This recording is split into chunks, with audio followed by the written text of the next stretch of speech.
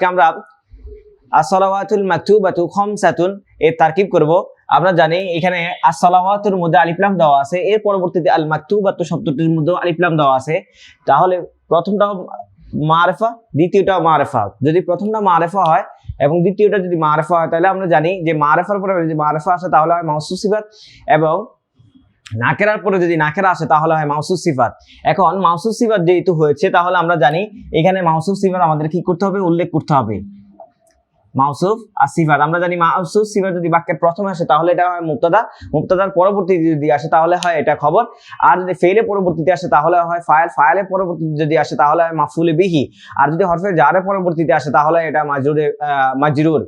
এখন মাউসুফ এবং সিফাত মিলে বাক্যের একটা অংশ, এটা পরিপূর্ণ অংশ হতে পারে না, যেহেতু এটা বাক্যের প্রথমে এসেছে তাই এটা মুবতাদা হবে, মুবতাদা। আর পরবর্তীতে যে খামসাতুন শব্দটা দেওয়া আছে এটা হয়েছে কি? খবর। আর আমরা জানি মুবতাদা এবং খবর মিলে জুমলায় কি হয়? ইসমিয়া হয়, কারণ বাক্যটি এসএম দিয়ে শুরু হয়েছে। যদি বাক্যটি ফেল দিয়ে শুরু হয় তাহলে হবে জুমলায় ফেলিয়া। যদি আমন নাহি তামান্নি তারাজি উকুদ নিদাত কসম তাআজ্জুব আফআলুল মুকাররব এবং আফআলুল মাদহু ওয়া জাম দিয়ে যদি শুরু হয় তাহলে হবে জুমলায় ইনশাইয়া। এসএম দিয়ে শুরু হলে জুমলায় ইসমিয়া ইনশাইয়া, ফেল দিয়ে শুরু হলে জুমলায় ফেলিয়া ইনশাইয়া। এখন